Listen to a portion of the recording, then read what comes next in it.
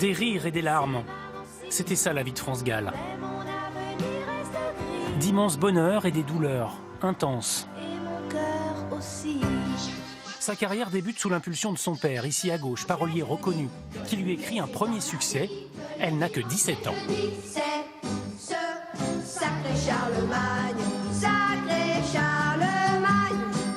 En 1965, elle gagne le concours de l'Eurovision sous les couleurs du Luxembourg. La chanson est signée Serge Gainsbourg, inspiré, charmé par la candeur de la jeune chanteuse.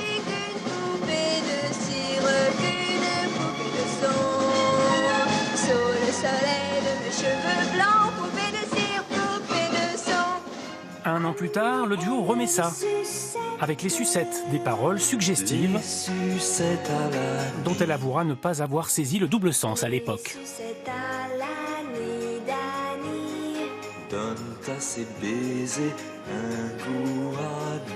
Moi, je crois que j'étais vraiment un gros bébé et je me laissais un petit peu manipuler. J'ai fait des tas de choses que j'aimais, mais des choses que je n'aimais pas non plus.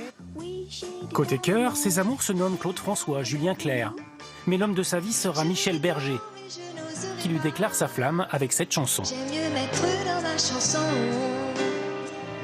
une déclaration. Le début d'une impressionnante collection de tubes.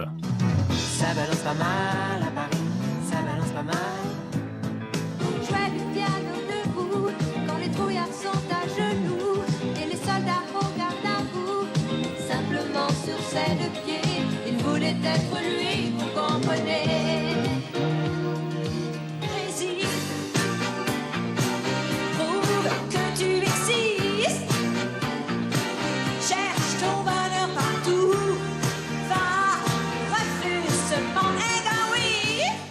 Ensemble, ils s'engagent durablement dans des actions humanitaires pour l'Afrique.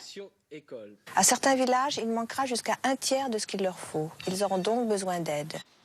Mais en 1992, le bonheur s'arrête brutalement. À 44 ans, Michel Berger est terrassé par une crise cardiaque. 5 ans plus tard, leur fille Pauline, atteinte de mucoviscidose, meurt à son tour. Évidemment, Submergée par le chagrin, France Gall ne remontera jamais sur scène. ris encore pour des bêtises comme des enfants. Sauf en 2015, pour les caméras et les photographes, au milieu de la jeune troupe de Résiste, la comédie musicale qu'elle a elle-même écrite. C'est une femme incroyablement moderne, en fait, qui voulait toujours être dans le neuf, dans la nouveauté. Elle ne voulait pas faire comme les autres. C'était un esprit libre, France Gall. Ça nous dérange. Résiste est resté 1 an à l'affiche. Il jouait du piano. Pour France Gall, un ultime succès, une façon de passer le flambeau avant de tirer sa révérence, pour de bon. Ça veut dire qu'il